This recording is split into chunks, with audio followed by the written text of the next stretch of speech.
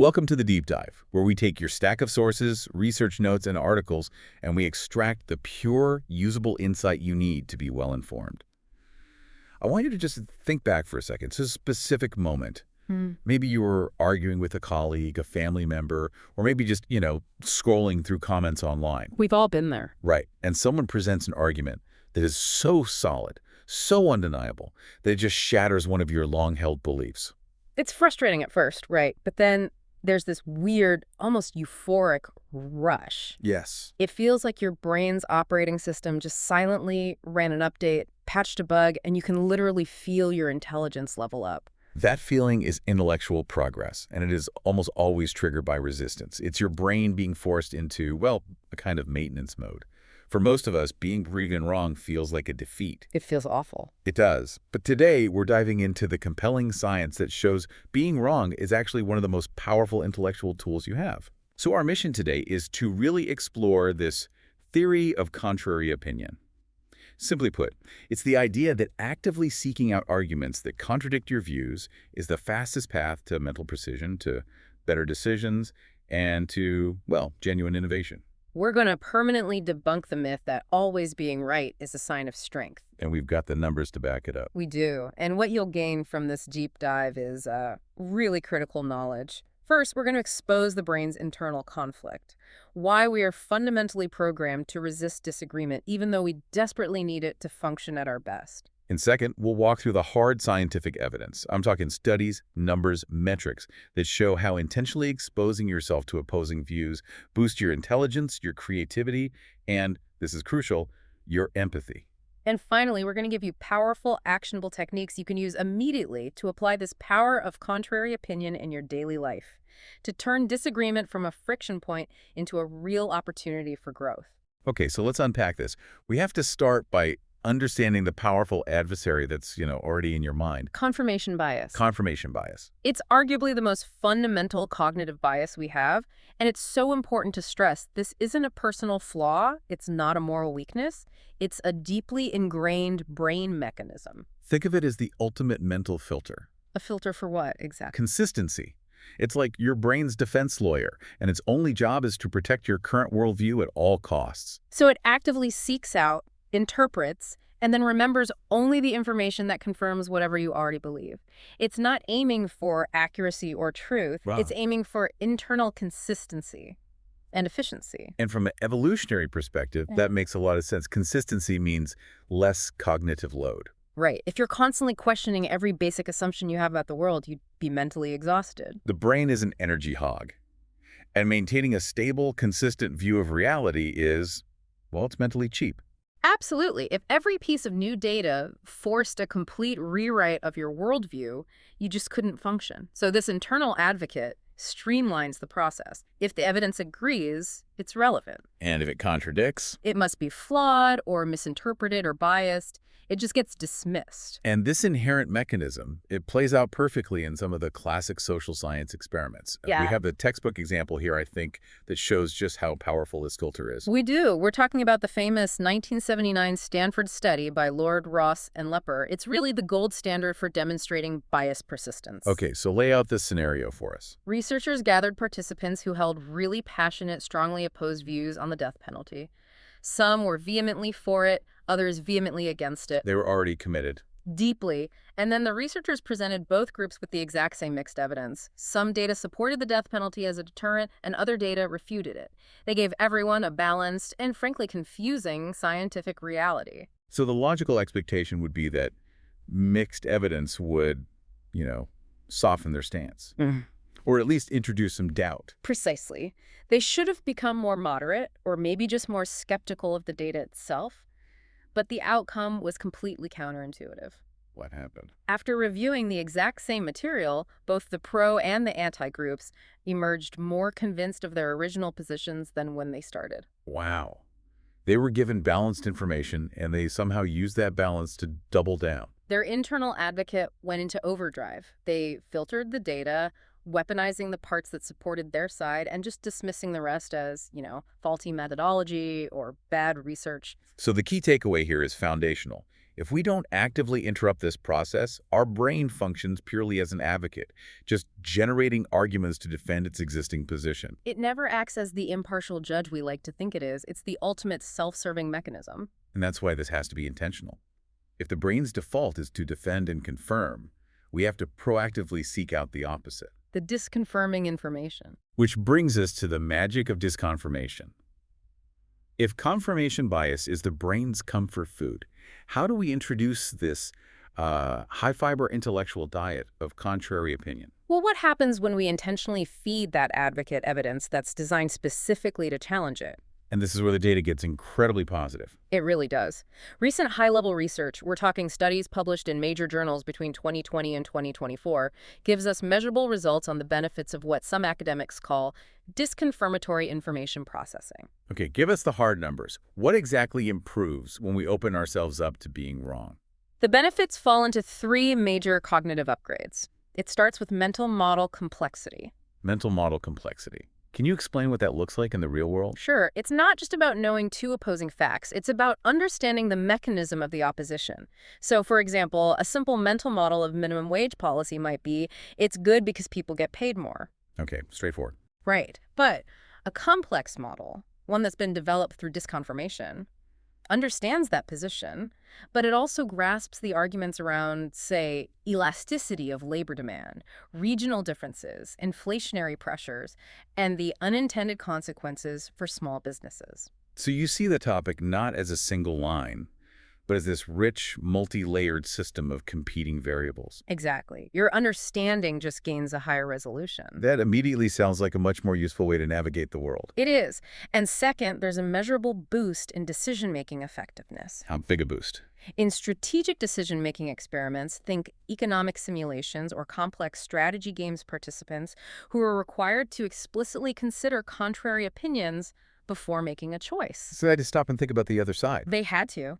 And their decisions were objectively 20 to 30% more effective than those who only used confirming data. 20 to 30%. That is a massive competitive edge, whether you're a CEO or just trying to decide where to invest your savings. It's huge. Think about a business owner hiring a new manager. The owner likes candidate A because they, remind them of past successful hires. Confirmation bias kicks in. Instantly. And the owner only focuses on metrics that support candidate A. The 30% boost comes when the owner forces themselves to adopt the contrary view. They have to ask, assume candidate B is the right choice. Now tell me every reason why candidate A will fail. Ah, so you're actively looking for the fatal flaw. And by deliberately seeking that disconfirming evidence, they expose the flaw they initially overlooked. Maybe candidate's track record only looks good because they always worked in massive companies and they just don't have the agility for a startup. And that deliberate counterargument just saved the business from a really bad hire. That is the highest possible return on investment for simply allowing yourself to be challenged. Incredible. And what was the third benefit? The third is a profound social benefit. A major 2023 meta-analysis found that deliberate, structured exposure to opposing viewpoints, especially political ones, reduced polarization by a measurable 15 to 25% over the long term. Okay, that sounds incredibly promising, but I have to ask the skeptic's question. Is that just a temporary effect? Do people just go back to their tribal corners afterwards? That's the crucial detail the meta-analysis focused on. They looked at longitudinal data over time. And while there are always short-term effects, the structured exposure created a sustainable shift in how participants processed future conflicting information. So it's like a skill they developed. It's a cognitive muscle. And once it's trained, it resists atrophy. They got better at seeing the opposing side's rationale as legitimate, even if they still disagreed with the conclusion. So changing your mind isn't just a personal intellectual exercise, it's almost a form of civic duty, because it helps create a more functional public discourse. Exactly. Seeking contrary opinion doesn't just make you smarter, it makes the society you operate in more functional and adaptive. That's fascinating. Let's shift focus from individual thinking to group dynamics, especially in these high-stakes, innovative environments. This principle isn't just theory, right? The biggest organizations in the world have operationalized disagreement. Oh, they absolutely have. When you look at high-stakes situations, national intelligence, military planning, major product development consensus is viewed as dangerous. A red flag. A huge red flag. It's often a sign of groupthink, which leads to predictable, catastrophic failures. And this is where the idea of red teaming comes into play. What's the formal definition of that? Red teaming is a formal, structured process where one team member, or sometimes an entire independent subgroup, is specifically mandated to argue the opposite case, to challenge the leading assumption. So their job isn't just a critique. No. Their job is to systematically identify every single flaw, blind spot, and potential point of failure in the main strategy. And I know this is used everywhere, from the CIA planning operations to Google developing new products, and even creative powerhouses like Pixar. And the data strongly supports it. Studies on organizational innovation show that teams using red teaming, so forcing that internal constructive friction, they generate 40% more original, novel, and high-impact ideas. Compared to teams that primarily just seek consensus. It's the friction that generates the heat you need to forge genuinely new concepts. The Pixar story really brings this to life. They have this sacred rule in their script meetings. Someone has to systematically defend the worst possible idea they have. That sounds terrifying. It does, but it stops the team from dismissing ideas too quickly. And that defense often forces them to see a latent potential they missed, and that worst idea can evolve into the best direction for the story. It takes such courage to say, okay, I'm going to defend this bad idea, and I know I might be wrong. That courage, that willingness to stand outside your current belief, even just temporarily, it brings us to the ultimate emotional superpower you get from this practice. Which is? Epistemic humility. Epistemic humility. Okay, that sounds impressive, but what does it actually feel like to have that trait? It's the realization and the calm acceptance that your current understanding is provisional. You treat your knowledge base like software on your computer. You assume it's functional now, but you also assume it has bugs, it has blind spots, and it requires constant patching and updating. So epistemic humility means you don't anchor your ego to being right. You anchor your ego to being accurate. So it's not about being weak or indecisive. It's about acknowledging the world's complexity and knowing that today's certainty might just be tomorrow's outdated assumption. Exactly. And this concept is the defining trait of the highest performers in intellectual domains.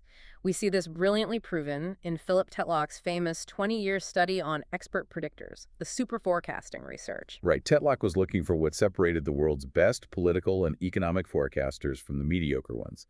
And I imagine everyone assumed it was specialized knowledge or, access to secret data. That was the assumption. But the reality was far simpler. The defining trait of the super forecasters, the ones who consistently beat chance and traditional experts, was not their initial knowledge base. It was their willingness and their speed to constantly update their beliefs based on new evidence. They saw being proven wrong or finding contradictory data as a positive sign that their predictive model just got stronger. They weren't just tolerant of changing their minds. They celebrated it. They celebrated it as progress. They weren't attached to their predictions. They were attached to their accuracy. That is a complete game changer. It radically changes your emotional relationship with the concept of being wrong. It transforms it from an intellectual loss into a measurable intellectual gain. So let's bring this all home. Let's talk about the philosophical and the practical takeaways. We've established the neuroscience, the hard decision-making metrics, the innovation benefits. What should you really internalize from all this? First, that philosophical core. Changing your opinion is not a failure. It is the #1 measurable indicator of fluid and adaptive intelligence. The person who never changes their mind, who just digs in and refuses to acknowledge new information, isn't strong. They're rigid. And rigidity breaks. Flexibility bends and survives. So seeking contrary opinion is like a mental gym. It hurts the ego at first. That advocate side of your brain screams in protest, but that discomfort is the sign of progress. And what you gain is intellectual definition, precision, and resilience, making you up to 30% more effective at solving problems. And since we want you to leave with tools you can use immediately, we've synthesized 3 specific practical challenges from the source material for you to try this week. Okay, challenge 1 is the devil's advocate challenge. Choose one strong personal belief you hold. It could be about an investment, a political figure, even a new habit you're trying. Something you feel sure about. Exactly. Dedicate 30 minutes to finding the top 3 best, most solid arguments against it. And this part is crucial. You have to find rational, well-supported arguments, not straw men. Write them down. Then read them aloud as if you were defending them in court. Oh, That forces your brain to switch its role from the passionate advocate to the strategic judge. Instantly. Okay, what's challenge 2? The disagreement dinner. At your next social gathering with family or friends, propose a low-stakes intellectual game. The game is simple. For this next topic, I have to defend the opposite of what I actually believe. I like that. Forcing yourself to articulate the logic of the other side is the fastest way to build that complex mental model we talked about. And because it's a game, you take out all the emotional heat that comes with actually owning that belief. It's just an exercise. Mm. And the last one. Finally, challenge 3, the I was wrong and I loved it journal. Start tracking every single time you change your mind, even on small things, like realizing a new software update is actually better, or that a commute route you thought was fastest really isn't. Just little things. Little things. Then you review this list monthly. This practice turns changing your mind from an embarrassing moment you forget into a point of quantifiable progress. You're celebrating your epistemic agility. That reframing is everything. Yeah. So the next time someone genuinely, logically challenges one of your assumptions, don't get defensive. Smile. They may not realize it, but they are giving you the greatest intellectual favor of your life. They're giving you a chance to become significantly more effective at making decisions just by offering a little resistance. And that leads us to the final synthesized thought we want to leave you with. The strongest opinion is not the one you cling to the hardest. The best opinion is the one you are most willing to abandon the very second a better, more accurate one appears. Think about that this week. What was the last time you changed your mind about something important? And did you treat that moment like the intellectual victory it truly was? We'll see you next time on The Deep Dive.